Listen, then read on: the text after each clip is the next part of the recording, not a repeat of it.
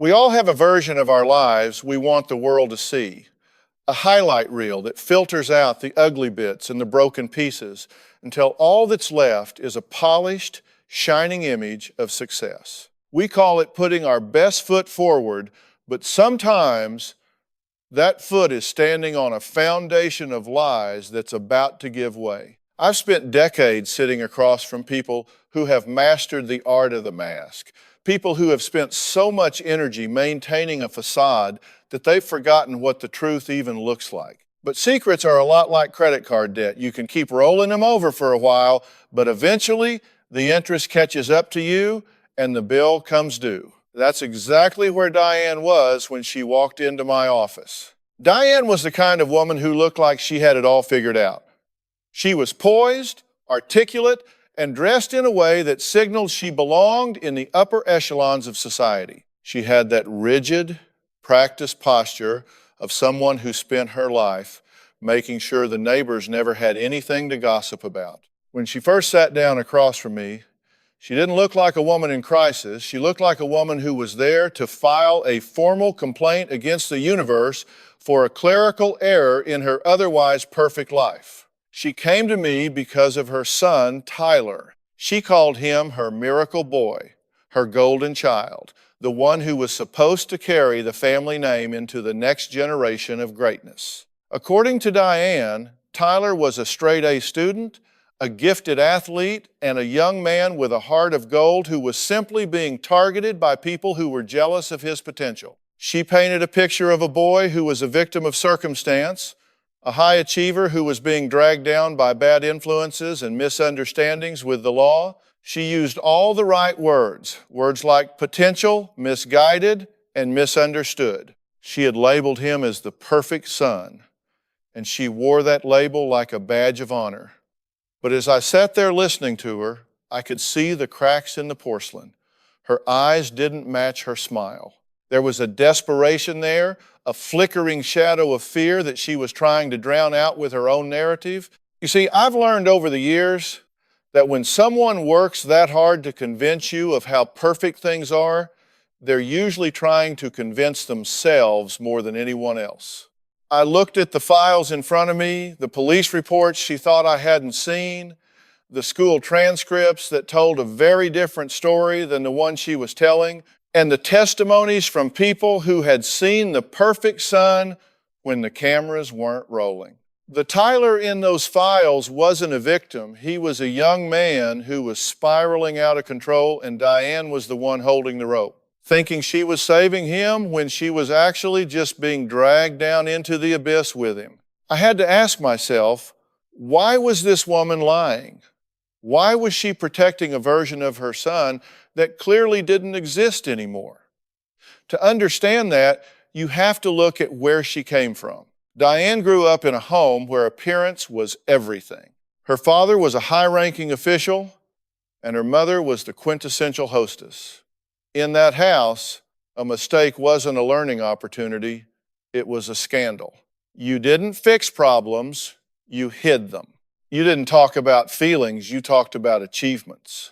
Diane had been raised to believe that her value as a human being, and certainly her value as a mother, was directly tied to the public success of her children. If Tyler was failing, then Diane was failing, and in her world, failure was the one thing that was absolutely unacceptable. She had built her entire identity around being the mother of a prodigy. She had sacrificed her own career, her own interest, and even her relationship with her husband to ensure that Tyler had every advantage. But what she called advantages, I call enabling. She hadn't been raising a son, she had been curating a masterpiece. And when the paint started to peel and the canvas started to tear, she didn't try to repair it, she just tried to paint over it with thicker and thicker layers of denial. Tyler, for his part, had learned to play the role perfectly. He knew exactly how to trigger his mother's protective instincts. He knew that as long as he gave her enough glimpses of that perfect boy she craved, she would do anything to keep the reality at bay. He was a master manipulator, and he had the best teacher in the world, a mother who was willing to ignore the truth to protect a lie. He had spent his teenage years pushing boundaries, knowing that no matter how far he went, Diane would be there to catch him, to pay the lawyers, to talk to the deans, and to hush the critics. As I sat there listening to her drone on about Tyler's unfair treatment by his university, I decided it was time to stop the dance. I told her, Diane, you're telling me a story about a boy I haven't seen in any of these reports. You're telling me about a scholar, but the university says he hasn't attended a class in 6 months. You're telling me about a gentleman, but the police reports describe a young man who is aggressive, entitled, and dangerous. We can sit here and talk about the boy you wish he was, or we can talk about the man he actually is. Which one do you want to do? The silence that followed was heavy. I could see her brain working, trying to find a way to pivot, to reframe the narrative, to find a way back to the safety of her delusions. Her hands were gripped so tightly in her lap that her knuckles were white. This is what we call cognitive dissonance, the mental discomfort that happens when you're faced with two conflicting beliefs. She believed she was a good mother, and she believed a good mother protects her son. But the reality was that her protection was destroying him. I leaned in, keeping my voice calm but firm. I told her, you think you're being his savior, but you're actually his dealer.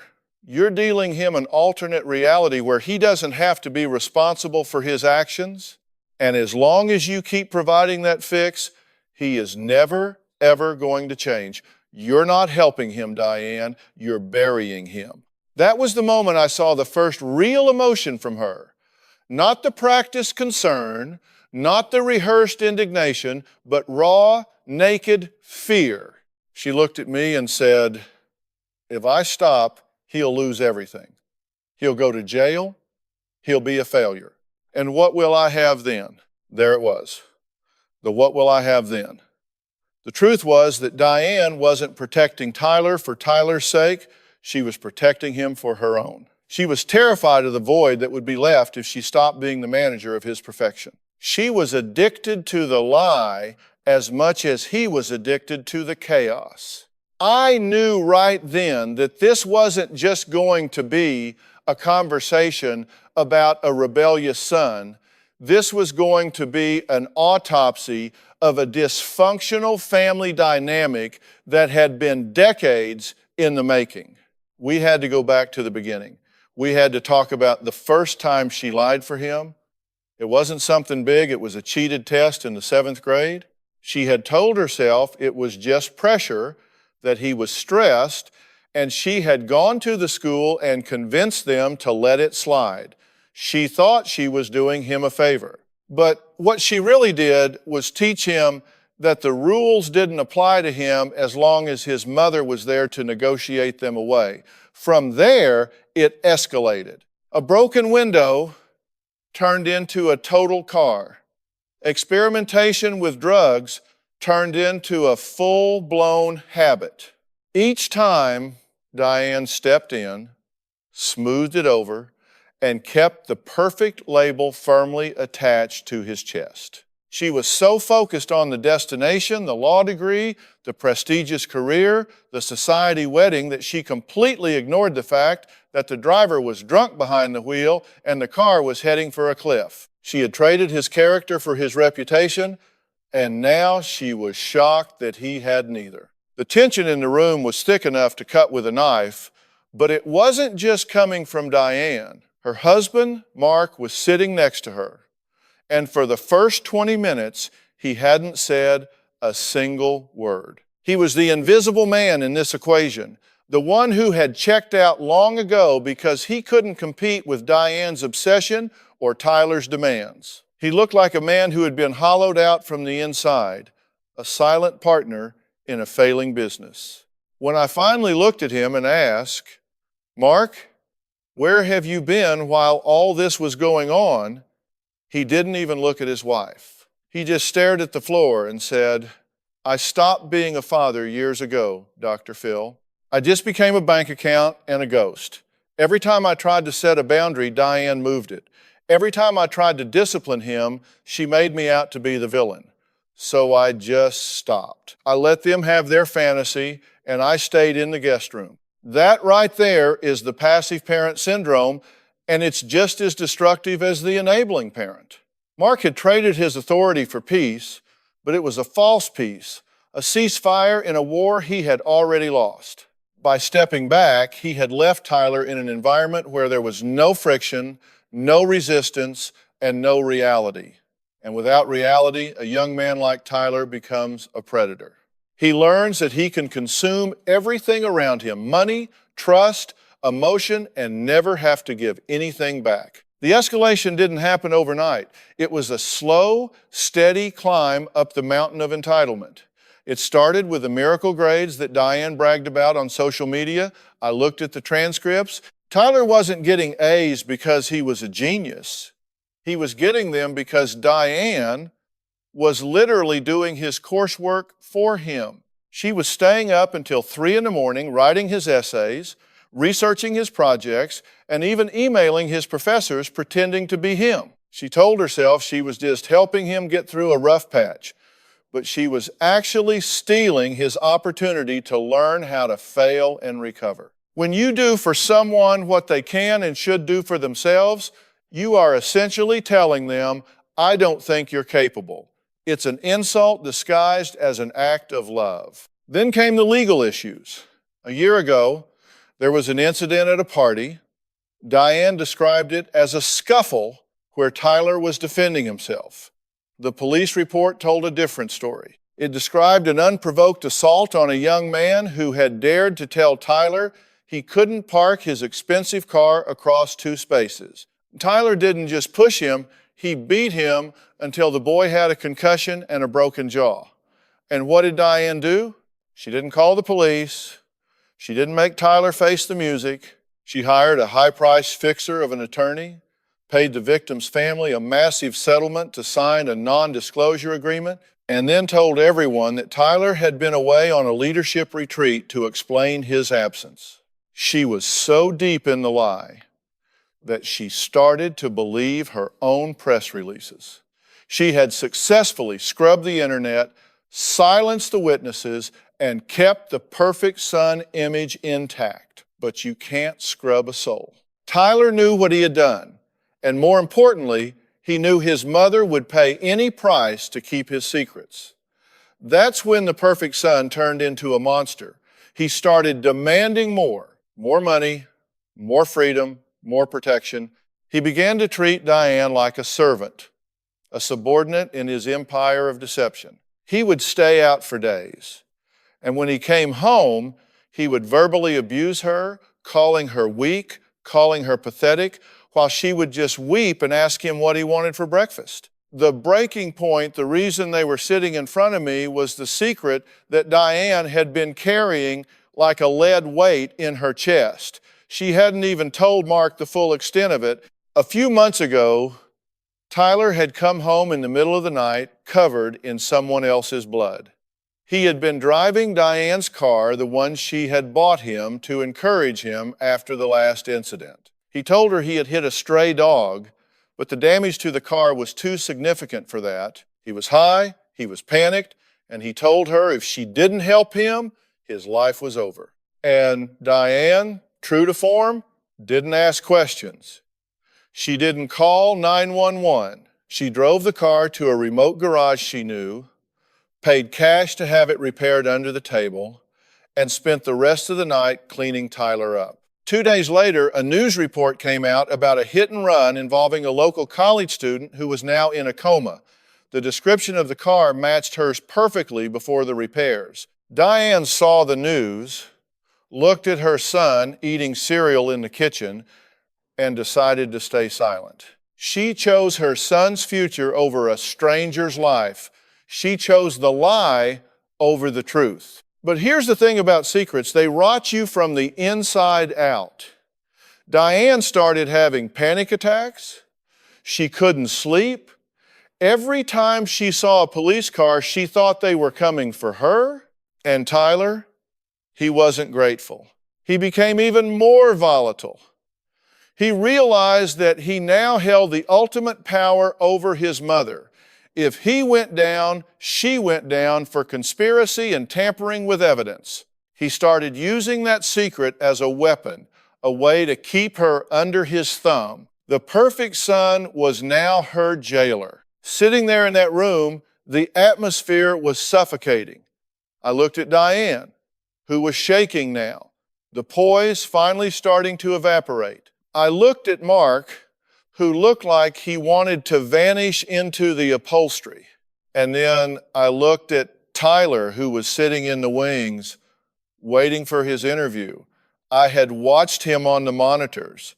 He wasn't nervous. He was checking his hair in the reflection of a glass door. He was arrogant, cold, and completely detached from the wreckage he had caused. He was a product of a factory that Diane had built, and he was working exactly as he was designed to work. I turned back to Diane.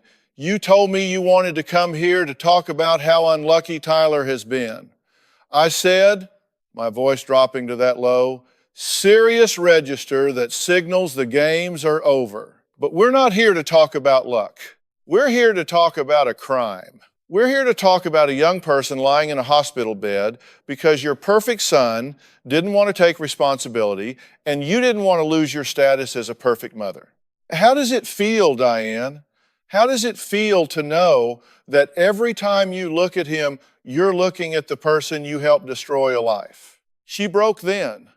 The dam finally gave way, and she began to sob, not the quiet, polite crying of a society lady, but a guttural, wretched sound. I just wanted him to have a chance, she wailed. I didn't want him to be a failure like my brother, like my father said I would be if I didn't raise him right. I was just trying to save him. Save him? I hit back. You didn't save him. You crippled him. You took a boy who might have had a conscience, and you taught him that conscience is for losers. You taught him that as long as you have enough money and a mother who will lie for you, you can do anything you want to, anyone you want. You didn't save him from the world, Diane. You made the world unsafe because he's in it. I looked at the clock. We were just getting started.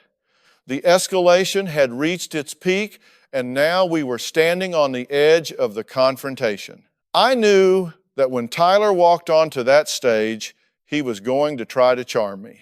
He was going to try to play the misunderstood genius card. He had no idea that I wasn't there to hear his excuses. I was there to tear down the walls of the fortress Diane had built around him and let the light of truth in, no matter how much it burned. Mark finally looked up, his eyes red. She didn't tell me about the car, Dr. Phil, he whispered. I suspected. I saw the dent before it was gone. But I didn't want to know. I'm just as guilty, aren't I? You're an accomplice by omission, Mark, I told him bluntly. You chose comfort over character. You chose to look the other way because looking the truth in the eye was too painful. And now, the pain is going to be a lot worse because the truth isn't just coming for Tyler. It's coming for both of you. The weight of that statement hung in the air. This wasn't a show anymore. This was a reckoning. Diane was gasping for air. The realization of what she had actually done, finally piercing through the layers of denial she had lived in for years. She had spent a lifetime building a masterpiece, only to realize she had been painting a portrait of a monster with the blood of an innocent victim. I signaled to my producers. Bring him out, I said. Tyler walked onto the stage with a stride that suggested he owned the building. He was wearing a tailored suit, his hair perfectly coiffed, looking every bit the miracle boy Diane had described. He sat down, crossed one leg over the other, and gave me a practiced, charming smile, the kind of smile people use when they're trying to sell you something they know is broken. He looked at his mother, who was still trembling, with a look of mild irritation, as if she were a messy child he had to tolerate. Then he turned to me, his eyes cool and steady. Dr. Phil, thanks for having us, he said, his voice smooth as silk. I think my mom's making a bit of a mountain out of a molehill today. She's always been a bit high-strung, especially when it comes to my future. I'm sure you understand how mothers can get. I didn't smile back. I just looked at him, letting the silence stretch out until his smile began to waver at the edges. Tyler, I said, my voice low and level, your mother isn't high-strung. Your mother is currently experiencing a psychological collapse because she's been carrying a backpack full of your secrets for 20 years, and the straps finally broke. She didn't come here to talk about a molehill. She came here because she realized she's been an accomplice to a lifestyle that is destroying everything it touches. He didn't miss a beat. Accomplice? That's a bit of a strong word, don't you think? I'm a college student, Dr. Phil. I'm a guy who's had a bit of bad luck and some people who don't want to see me succeed. My mom. She's just been supportive. That's what a good parent does. No, I cut him off. That's what a codependent enabler does. A good parent prepares their child for the world. You've been prepared for a world that doesn't exist, a world where there are no rules for Tyler, no consequences for Tyler, and where someone else always pays the bill for Tyler's mistakes. But that world ends today. It ends right here on this stage. I leaned forward, looking directly into those cool eyes. Let's talk about the bad luck. Let's talk about the scuffle at the party where you broke a boy's jaw because he asked you to move your car.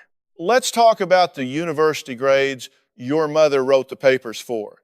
And let's talk about the night 3 months ago when you came home with a dented fender and blood on your windshield. The air in the room seemed to vanish. Tyler's posture didn't change, but his eyes narrowed. He glanced at Diane, and for a split second, I saw a flash of pure, cold rage directed at her. It wasn't the look of a son who was hurt. It was the look of a business partner who had been betrayed. He turned back to me, the charm replaced by a hard, defensive edge. I don't know what she told you, but she's confused, he said, his voice dropping an octave. It was a dog. I told her that. She's been having these episodes. She's imagining things because she's stressed. You're taking the word of a woman who's clearly having a breakdown over the word of a man who's never been convicted of a crime? The only reason you haven't been convicted of a crime, Tyler, is because your mother bought your way out of them, I said. And as for the dog, I've seen the photos of your car. I've seen the police reports regarding a young woman named Sarah who was left in a ditch that same night. I've spoken to the mechanic who fixed your car under the table, the one your mother paid $5,000 in cash to stay quiet. He wasn't as quiet as you hoped. This is what we call the moment of truth. It's the moment where the lie becomes too heavy to hold up anymore. Most people crumble, they cry, they confess, they beg for mercy. But Tyler wasn't most people. He was a product of 20 years of zero accountability. He didn't crumble, he pivoted. So what if I hit her? He snapped, his voice suddenly sharp and ugly. It was dark. She was in the middle of the road. If I had stopped, my life would have been over. Do you know what a hit and run does to a law school application? I have a future, Dr. Phil. She was just some girl walking home from a bar. Why should my entire life be ruined for one accident? The audience gasped, but I kept my eyes locked on him. The sheer entitlement was breathtaking. He wasn't worried about the girl in the coma. He was worried about his law school application. He had no concept of the value of another human life because he had been raised to believe his life was the only one that mattered. You think your life is more valuable than hers, I ask? You think your future is worth more than her ability to breathe without a machine? That is the most arrogant, narcissistic thing I have heard in 40 years of doing this. You didn't leave her there because you were scared, Tyler. You left her there because you were inconvenienced. You didn't want to deal with the paperwork of your own actions. Diane let out a wail, a sound of pure agony.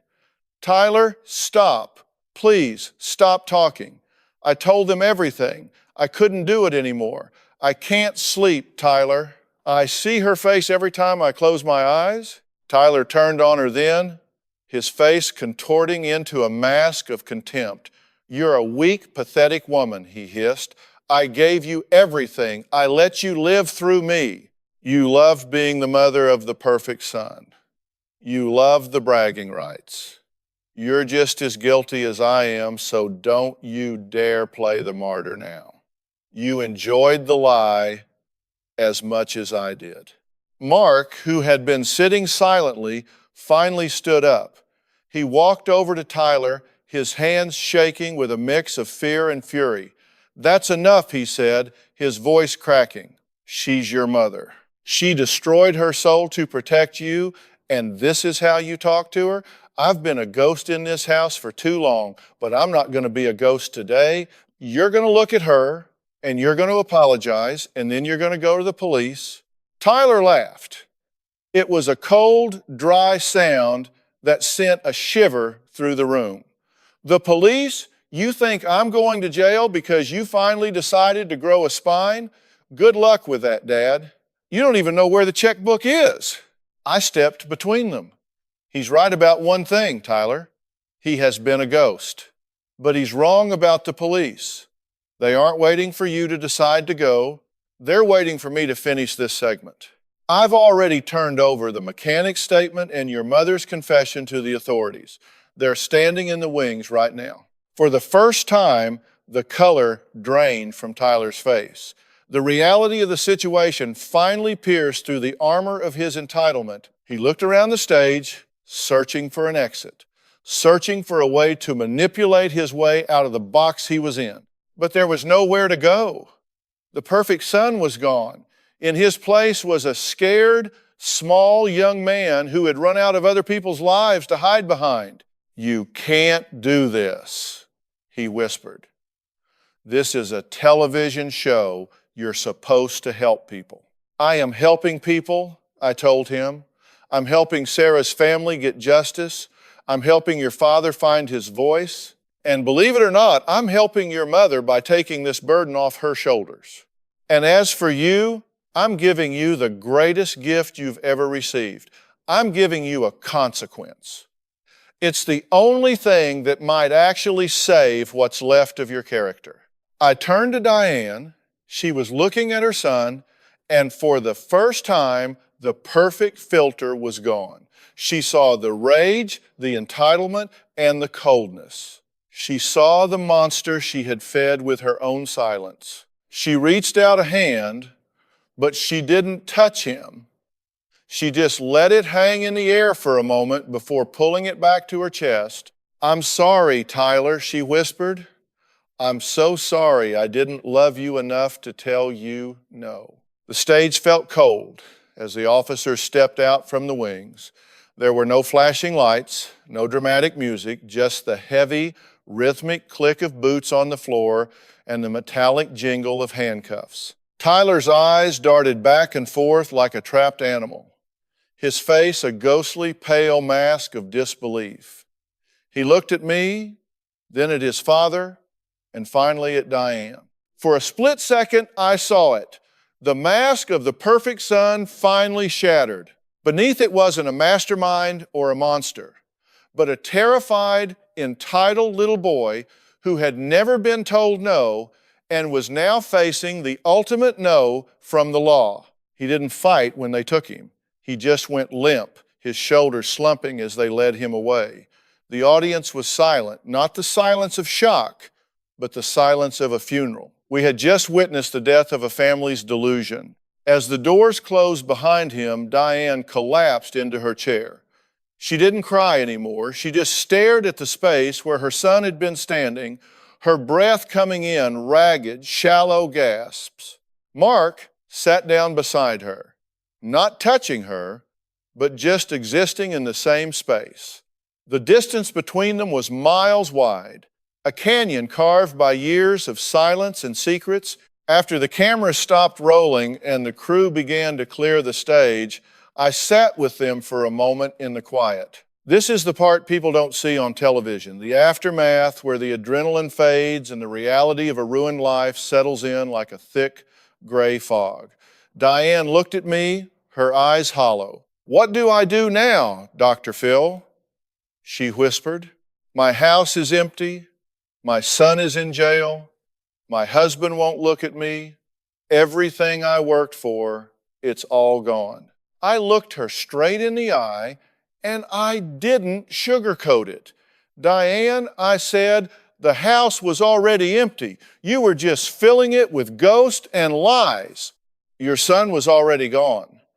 He was replaced by a version of himself that you created to protect your own ego. And your husband has been gone for a decade. You haven't lost anything today that was real. You've only lost the burden of maintaining a fantasy that was killing all of you." I told her that the road ahead was going to be the hardest thing she'd ever walked. She was going to face the judgment of her community, the legal consequences of her actions, and the crushing weight of her own guilt. But for the first time in 20 years, she was going to be walking on solid ground. You can't build a life on a foundation of sand, and secrets are the shakiest sand there is. She had to learn who Diane was without the perfect mother title. She had to learn to love a son who was a criminal, or learn to walk away from him if he refused to change. Mark finally spoke up, his voice steady for the first time all day. "I'm going to the police station," he said. "I'm going to tell them everything I suspected and everything I ignored. I'm not doing it for Tyler, and I'm not doing it for Diane. I'm doing it because I want to be able to look in the mirror tomorrow morning and not see a coward." He looked at Diane then, a look of profound sadness. "I'm sorry I let you do this to us, Diane. I should have stood up a long time ago. I should have been a father instead of a ghost." That was a breakthrough in itself. Taking ownership of your passivity is the first step toward reclaiming your power. Mark was finally choosing to be a participant in his own life, even if the first thing he had to participate in was the dismantling of his family. As for Tyler, the news that came later wasn't surprising, but it was tragic. He didn't have a road to Damascus moment in jail. He didn't suddenly realize the error of his ways and become a changed man. He spent his time behind bars blaming his mother, blaming me, and blaming the system that he felt had betrayed him. That's the danger of entitlement. It's a self-sealing logic. When you believe you are the center of the universe, any consequence is seen as an injustice, not a lesson. He had been fed the poison of perfection for so long that his system couldn't process the medicine of accountability. But there was another side to this story, the one that really mattered. A few weeks after the show, I received an update on Sarah, the girl Tyler had left in that ditch. She had woken up from her coma. Her recovery was going to be long, painful, and uncertain, but she was alive. Her family finally had the answers they deserved. They had a name to attach to the tragedy, and they had the means to pay for her care because Diane's assets were being liquidated as part of the legal settlements. The miracle Diane had been praying for didn't happen for her son. It happened for the girl her son tried to erase. I reflect on this case often because it's a textbook example of what I call the parental ego trap. We want our children to be reflections of our best selves, so when they show us their worst selves, we hide it. We think we're protecting them, but we're really protecting the image of ourselves we've projected onto them. Diane didn't love Tyler more than other mothers love their children. She just loved the idea of Tyler more than she loved the truth. And in the end, that kind of love is a cage. Diane ended up serving a period of probation and doing extensive community service, ironically, at a rehabilitation center for victims of traumatic brain injuries. She told me later that seeing those victims every day was the only thing that made her feel human again. It was a constant, painful reminder of the cost of her perfection. She and Mark divorced, which was inevitable. You can't rebuild a marriage on a site where so much trauma was buried. They are both in individual therapy, trying to figure out how they let their lives become a script for a tragedy they didn't know they were writing. The lesson here is simple. but it's one that people struggle with every single day. The truth will set you free, but first it's going to make you miserable. It's going to tear down your walls, it's going to expose your flaws, and it's going to force you to stand naked in the light of your own choices. But that misery is the only path to genuine peace. You can't fix what you don't acknowledge, and you can't heal what you're hiding. As I walked out of the studio that evening, I looked at the empty stage.